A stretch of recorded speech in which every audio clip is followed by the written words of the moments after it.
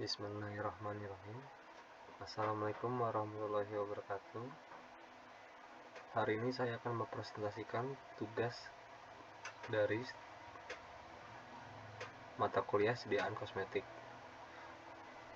Untuk kali ini saya akan mempresentasikan sediaan kosmetik dengan bahan aktif arbutin, disusun oleh saya sendiri, Wahyu Dian Pramono.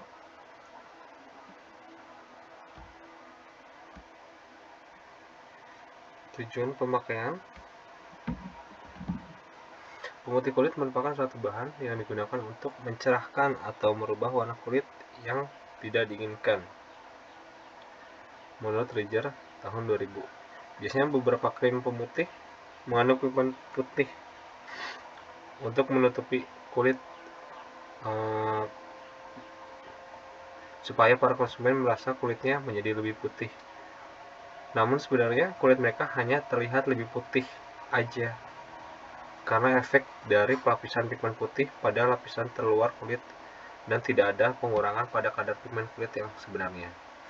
Jadi krim pemutih yang mengandung bahan yang dapat mengganggu produksi pigmen biasanya dianggap paling efektif. Menurut Scott tahun 1985. Untuk karakteristik sediaan, krim adalah bentuk sediaan setelah padat, mengandung satu atau lebih bahan obat terlarut atau terdispersi dalam bahan dasar yang sesuai.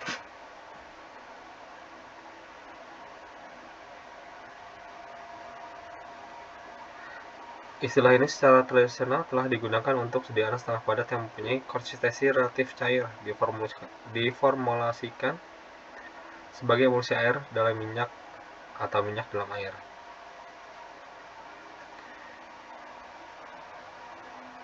Biasanya, krim yang baik harus memenuhi beberapa persyaratan, yaitu mudah dioleskan dan merata pada kulit, mudah dicuci bersih dari daerah lekatan. Jadi setelah dipakai krim ini, ketika kita mau mandi itu mudah dicuci atau dibersihkan. Terus tidak menodai pakaian. Jadi ketika kulit yang sudah diolesin krim ini menyentuh pakaian atau baju, itu nggak berbekas di baju tersebut atau di pakaian tersebut. Kemudian tidak berbau tengik. Nah, untuk krim yang sudah dibuka, ketika dibuka itu berbau tengik, kemungkinan krim itu sudah terkontaminasi atau udah nggak bagus. Dan kemudian bebas dari partikel keras dan tajam. Nah, kalau masih ada partikel keras ini, kemungkinan krim tersebut nggak homogen. Selanjutnya, tidak mengiritasi kulit. Iritasi yang sering terjadi sih biasanya cuma merah-merah di kulit, atau bahkan ada yang panas mungkin kulitnya terasa kebakaran. Terus tempat harus sesuai dengan sifat krim. Nah, mungkin kita naruh krim di dalam botol sirup atau botol beling, botol kaca biasanya.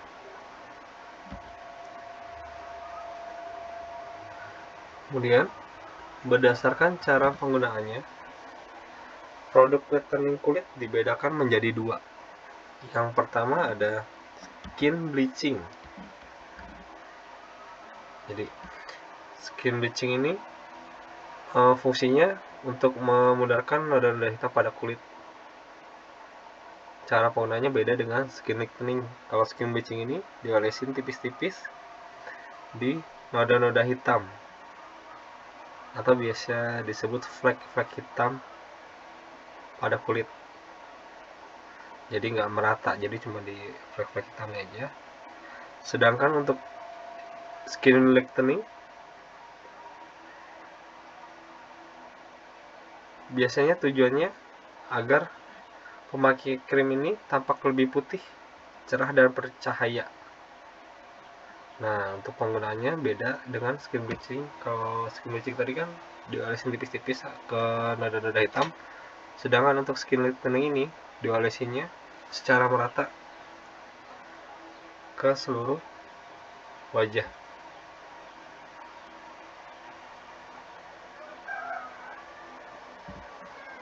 Kemudian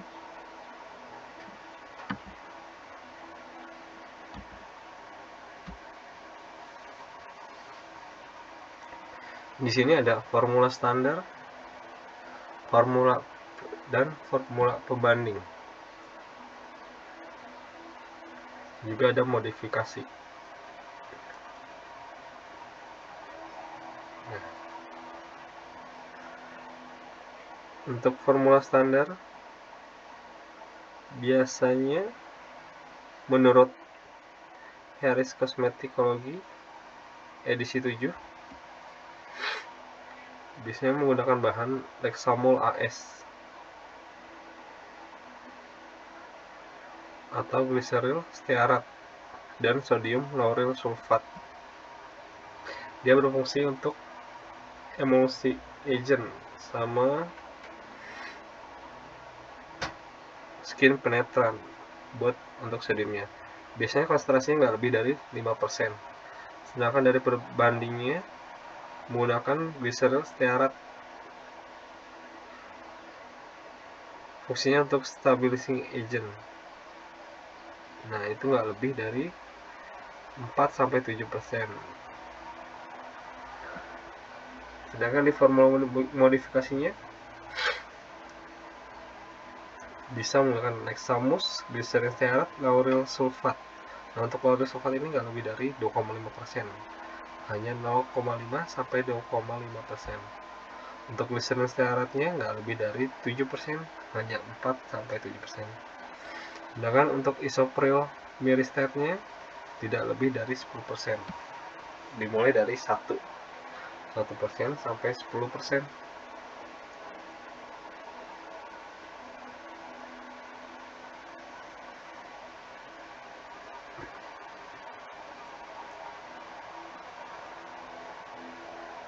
Nah, untuk formula isopril myristat tadi kita menggunakan pembanding dengan asam stearat dan stearil alkohol. Untuk kadarnya itu untuk asam stearat nggak lebih dari 20%, sedangkan stearil alkohol nggak lebih dari 3%, jadi kecil ya, kecil sekali. Kemudian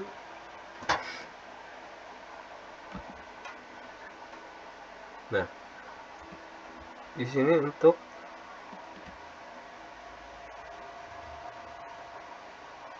hidroquinon.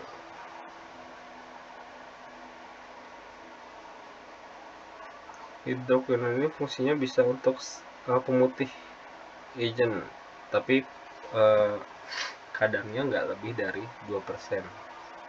Kemudian kita menggunakan pembandingnya arbutin. Arbutin ini bisa buat depigment agent. Kadarnya nggak lebih dari 5%, hanya 1-5%.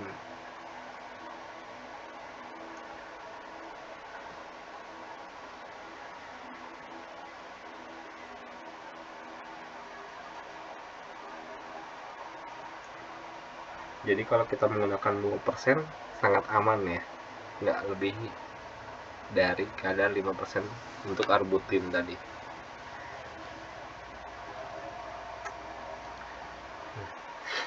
Jadi penjelasan untuk formula modifikasi tadi, hidroquinon diganti dengan arbutin. Kenapa? Karena pemakaian hidroquinon secara topikal dapat menyebabkan eritema temporer dan rasa terbakar. Jadi kulit tuh, rasa terbakar tuh biasa panas ya, kulit panas. Apalagi dengan pemakaian lama atau kulitnya sensitif itu akan terasa panas. Karena hidroquinon sendiri memiliki efek yang cukup kuat dan digunakan untuk obat OTC di USA, Amerika. Tetapi tidak digunakan untuk kosmetik karena keraguan akan efek samping. Jadi di luar negeri pun hidroquinon tidak dianjurkan karena ragu dengan efek sampingnya.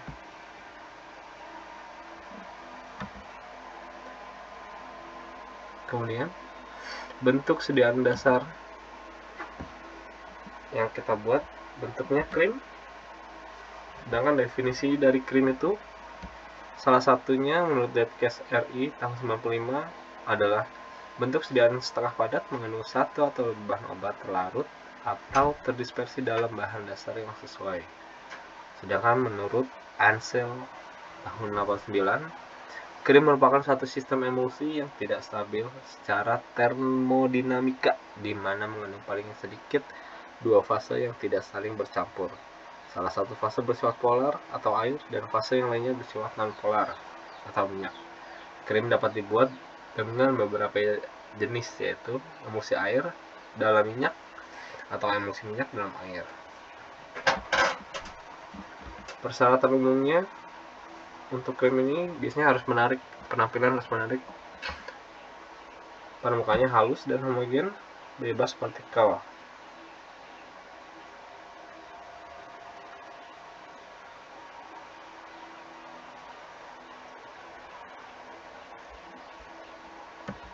Yang kedua berikutnya, tidak berbahaya secara dermatologi. Dan ini yang ketiga, tidak mengiritasi kulit tadi, nggak merah-merah atau terasa terbakar ya.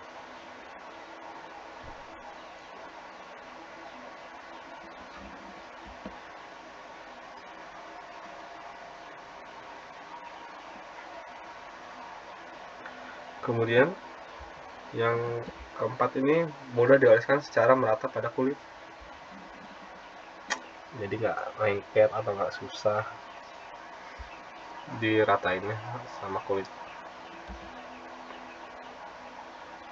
Terus tidak berbau tengik. Nah, yang tadi dijelasin tidak berbau tengik. Kalau bau berarti kemungkinan sudah terkontaminasi.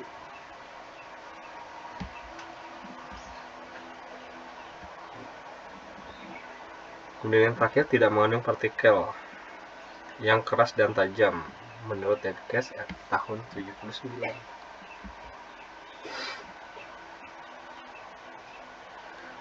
Bentuk sediaan kosmetik terpilih yang dilakukan ini adalah tipe whitening water oil, jadi air dalam minyak. Definisinya, krim pemutih adalah sediaan yang digunakan dengan dua jalur untuk mencerahkan warna kulit dengan mereduksi pigmentasi, menghilangkan warna melamin atau warna gelap, dan mencegah pembentukan melanin.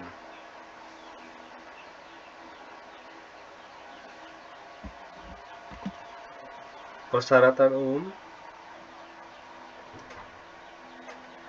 biasanya berminyak, mudah diolesin, dan mudah menyebar. Berikutnya, memiliki kemampuan untuk penetrasi dalam efek menutrisi kulit dengan mikroskop pemutih kulit dengan menghambat pembentukan melamin. Kemudian ketiga, non-toksis, tidak mengiritasi dan tidak sensitif pada kulit. Mekanismenya adalah sebagai inhibitor kompetitif pada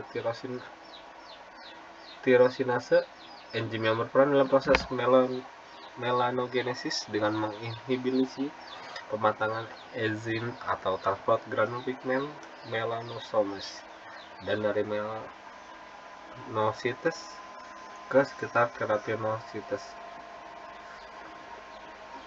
Kemudian yang kedua, secara efektif menghancurkan melanosites, menghabisi pembentukan melanosom, menginhibisi biosintesis tirosinase, dan menghabisi pembentukan melanin. Nah, ini ada rancangan pembuatan, ada dua dengan fase air dan fase minyak. Untuk fase air, yang pertama dilarutkan nipagin plus nipasol. Jadi kedua bahan ini dilarutin dengan propilen glikol. Yang kedua, abutin bisa dilarutin dengan air. Yang ketiga, sodium metabisulfit dilarutin dengan air. Yang keempat, asam askarbat atau vitamin C tadi dilarutin dengan air. Sedangkan fase minyaknya ada laksebol AS, yang kedua gliseril stearat, yang ketiga asam stearat, yang keempat ada steril alkohol. Nah, untuk parameternya ini bisa diuji melalui organoleptis, uji makroskopis, daya sebar, konsistensi, sifat tercucikan air, viskositas, pH, dan uji iritasi.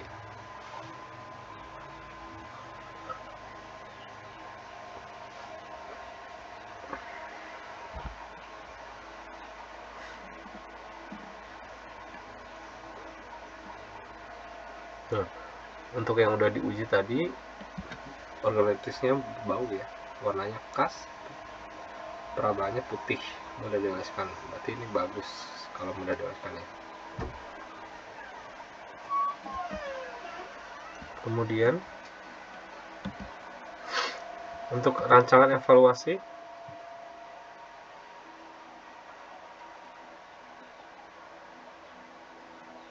itu ada yang pertama pemeriksaan organoleptis yang tadi, baunya,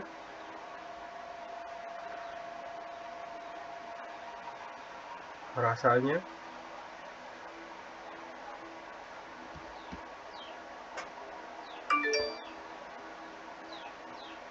yang kedua ada uji pH. Nah, untuk uji pH ini syarat pH sediaannya nggak lebih dari 6,5. Jadi antara 4,5 sampai 6,5. Untuk uji homogenitas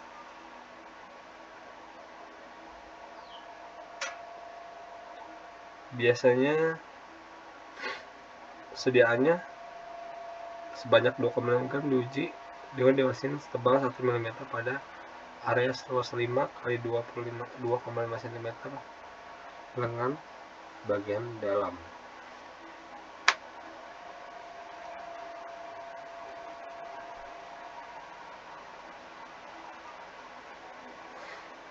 Kemudian ada uji tipe emulsi yang keempat.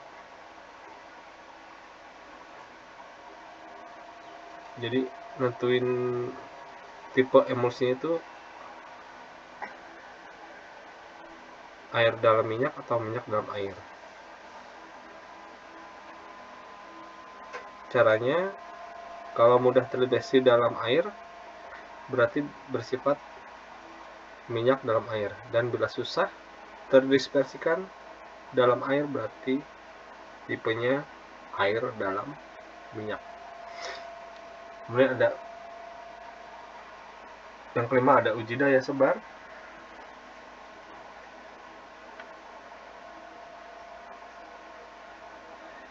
Uji daya sebar biasanya pakai kaca arloji.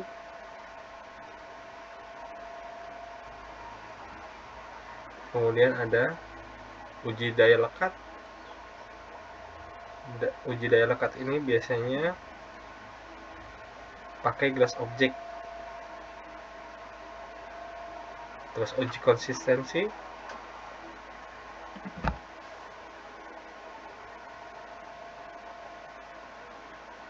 Nah,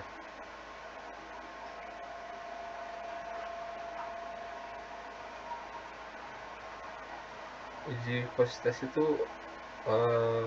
kayak daya sebar ya. Jadi dilihat penetrometer akan diperoleh yield value. Jadi kalau nilai yield value-nya sekitar 100 sampai 1000 den per cm,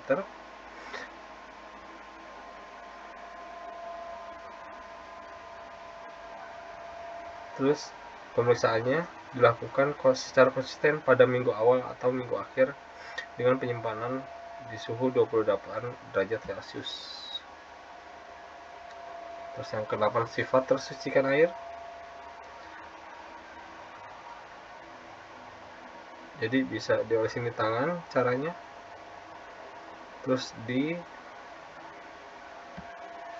coba pakai bulet ya, dilautin dari bulet dengan pelan-pelan, amati visualnya ada atau enggak krim nutrisol pada telapak tangan, dan catat volume yang dipakai. Yang ke-9 ada uji viskositas. Uji viskositas ini biasanya menggunakan alat viskometer Brockville.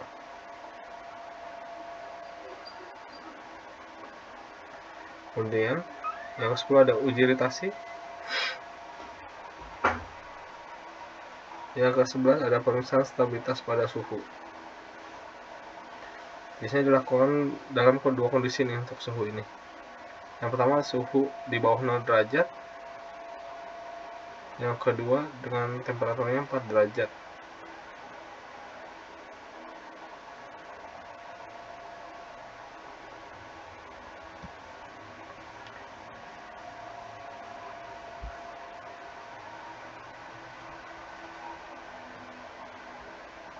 Kemudian yang terakhir ada pengukuran distribusi ukuran partikel.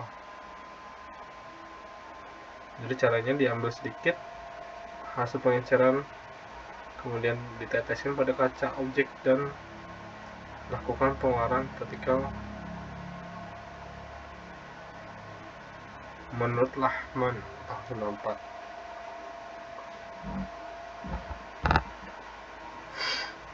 Alhamdulillah, jazakumullah khairan katsiran. Hari ini presentasinya telah selesai.